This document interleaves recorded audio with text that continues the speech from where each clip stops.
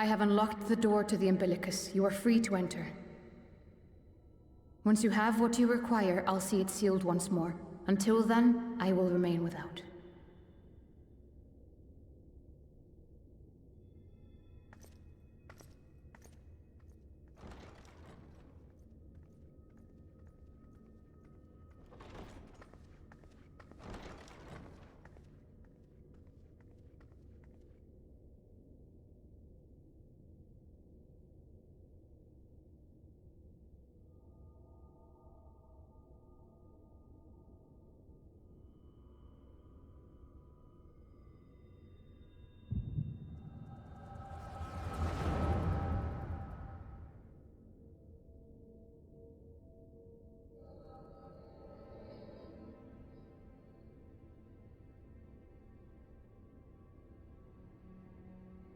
A moment to collect my thoughts, I prithee. Thy true name is Grahatia, then. By thy claims, thou too art a native of the Source, though from an age beyond our own, when the 8th umbral calamity hath visited devastation upon our star. Thou hast, by subtle means, reached across the boundaries of time and space to unsow the seeds of catastrophe, ere its creeping vines drag our champion unto an early grave. In essence, yes. A difficult story to swallow, I am sure.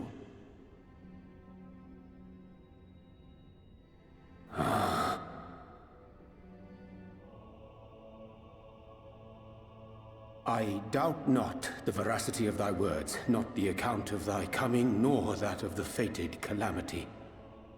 Yet my mind straineth still to apprehend the enormity of this tale. Wouldst thou favor me with a gradual unfolding of its chapters? Certainly. But where to begin? I should start with those great minds who survived the calamity. Sid Garland being perhaps the greatest. In hopes of staying the unending tides of war, he and his fellows pursued all manner of possible solutions.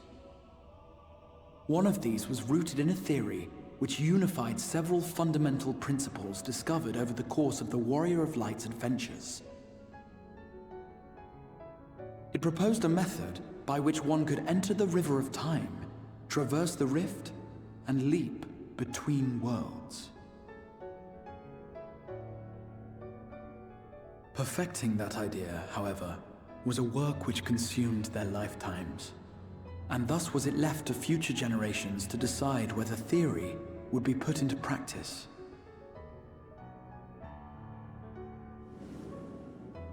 But all the while, the world continued to burn. Hope was a feeble outpost, beset on all sides by thievery and misery and murder.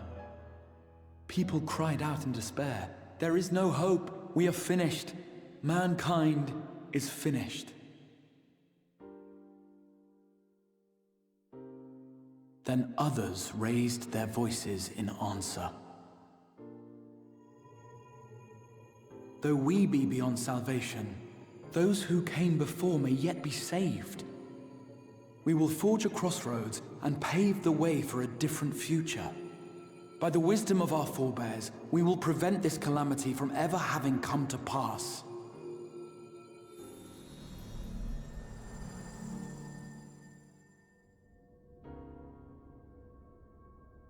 The fighting went on unabated, but some few took up Sid's research and labored to realize those impossible ideas.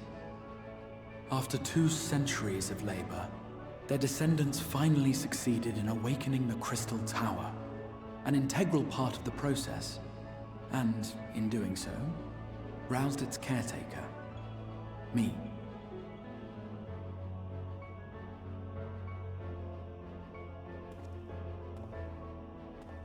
By this stage, scholars had largely established the phenomena underpinning the rejoining, and identified the first as the shard which precipitated the 8th umbral calamity. This grand structure was already capable of storing the energies required to attempt the translocation. All that remained was to augment some few of its functions based upon the theoretical models of Sid and his compeers. And by means of such technologies didst thou effect thine arrival in the first, to an age before this star had joined with the Source.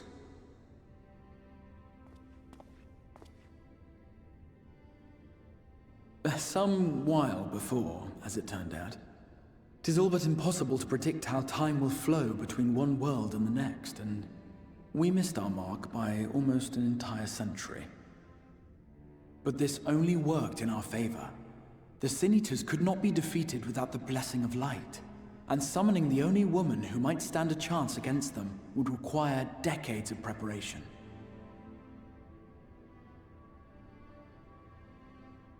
An undertaking of scarce credible endurance. That thou hast kept thy plan from falling into disarray these many years bordereth on the miraculous.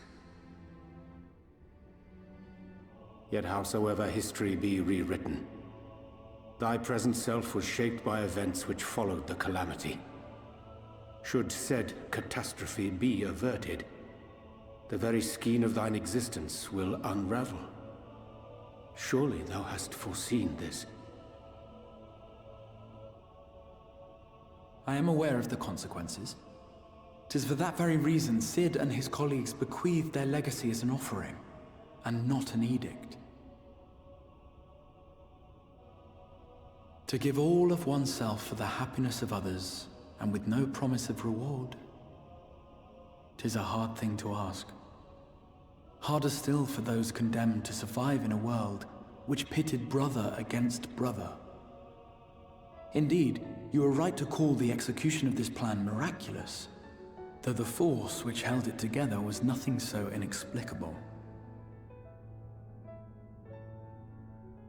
It was her. The warrior of light has been our unbroken thread.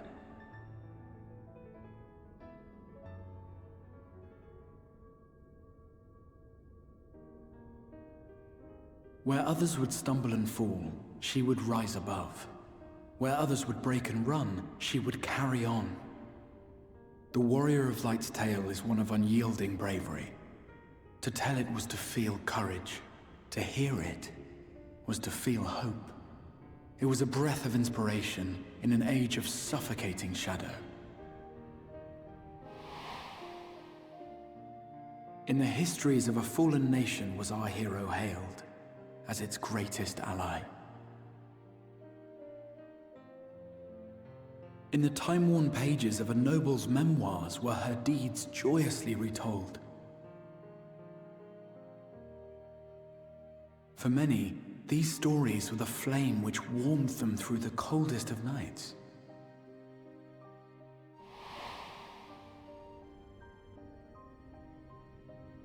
And so it should come as little surprise that the plan found no shortage of volunteers, concerning as it did the Warrior of Light herself. It was their chance to add their own verse to the hero's saga. She was the lodestar that brought them all together, to send their final message back through time and space to her.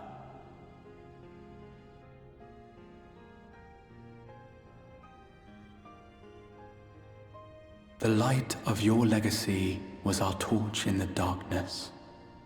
Burn bright again and live.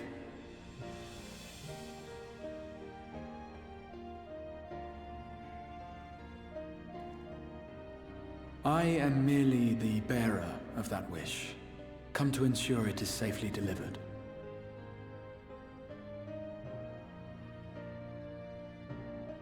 Wherefore sharest thou this burden with me and no other? What wouldst thou have me say?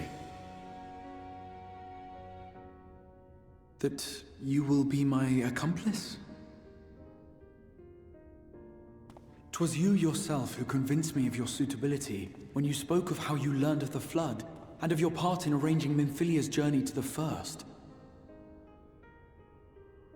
Your actions showed uncommon resolve.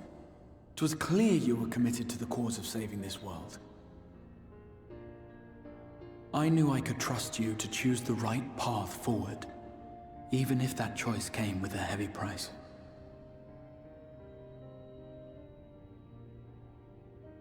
What price?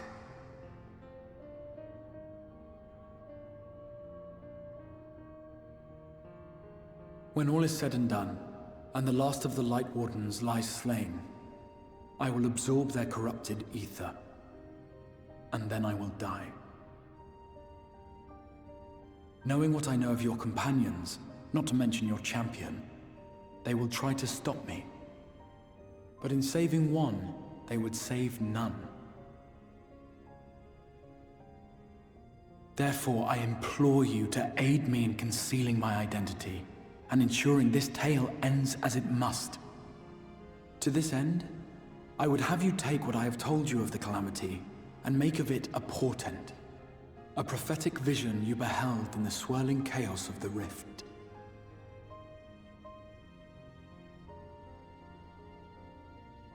Is this truly thy wish?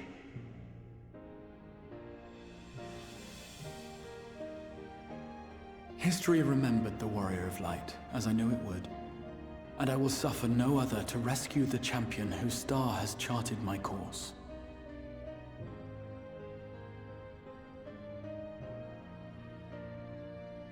I will see this tale to a happy end, my friend.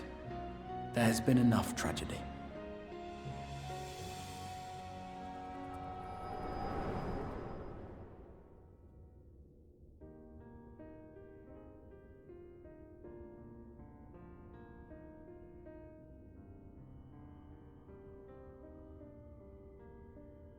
Careful now. If you lose control again, the Light could claim you for good. Although it's probably only a matter of time before you succumb to the change in any case.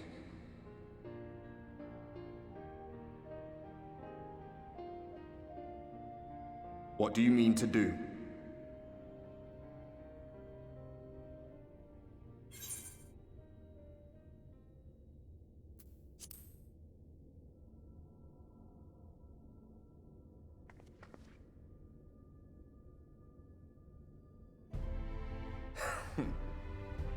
Then we should be on our way. Diassian mentioned the Tempest, did he not? That's the stormy seas around Calusia to you. His lair must be down there somewhere, hidden beneath the waves.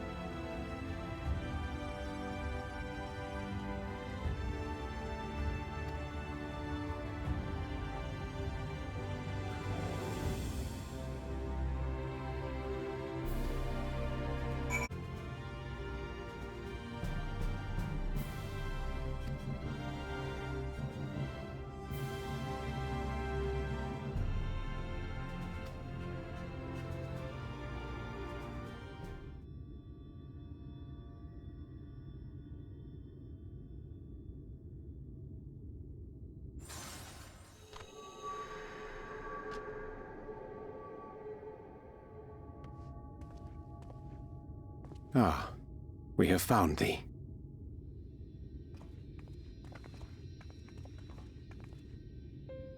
Word reached us of thy recovery, and thus did we gather with all haste.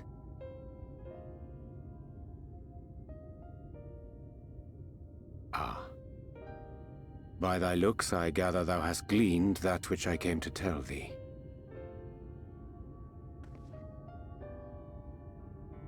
Urianger has shared everything with us. The Exarch's true identity and purpose.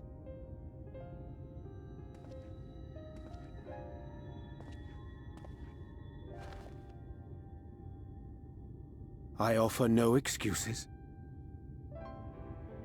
When I agreed to aid the Exarch with his plans, 'twas in full acceptance of the condemnation I would face when my duplicity was laid bare. Yet it is not rancor, but resolve that I sense in thee. Thou art fully intent upon walking thy path to its end, art thou not? If thou canst forgive my deception, or, failing that, set aside thy displeasure for a time, I do beg leave to follow thee. What strength and wisdom I possess are thine to command.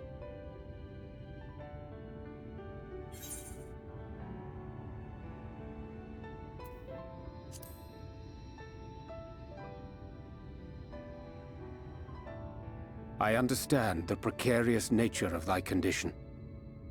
Nonetheless, it is my wish to remain at thy side for as long as I am able.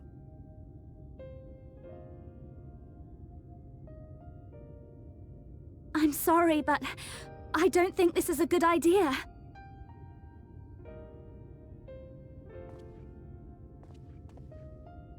Leaving the Crystarium, I mean, with or without Urianger.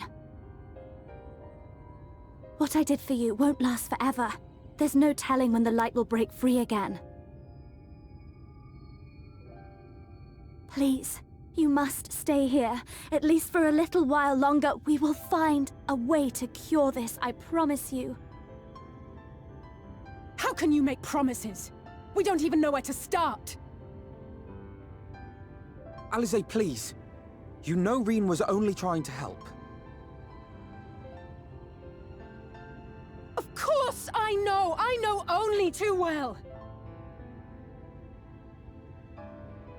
But making promises you have no way of keeping is not a kindness. It's a lie.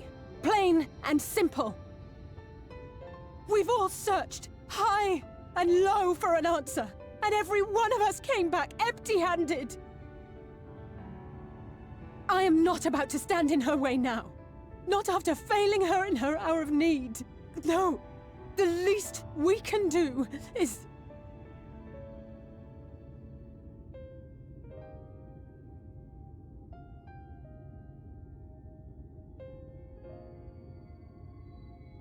We will go with you as well. There is naught to be gained by standing still. Indeed, we have exhausted every other avenue. Lead, and we shall follow. If there is any hope to be found, then we will surely find it at your side. Are we all in agreement, then?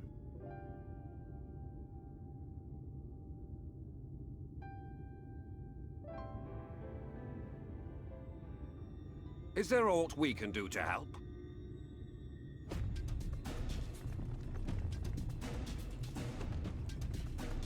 Though we may not know the whole story, we do know you're in for a fight.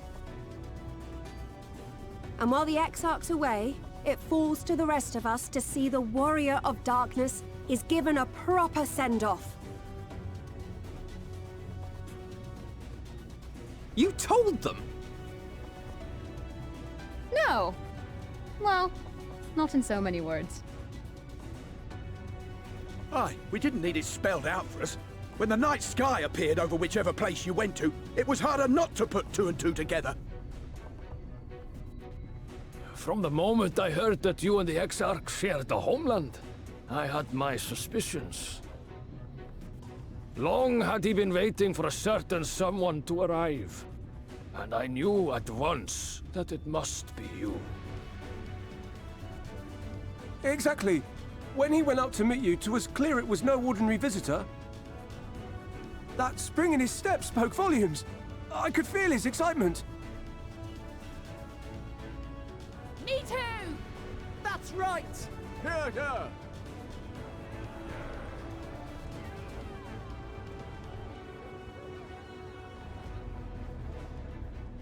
We do not fully understand where you or the Exarch hail from, or why you've all done so much to protect us. But we are deeply grateful nonetheless. So, if there is anything at all we might do to aid your journey, you need only name it. What would you have of us?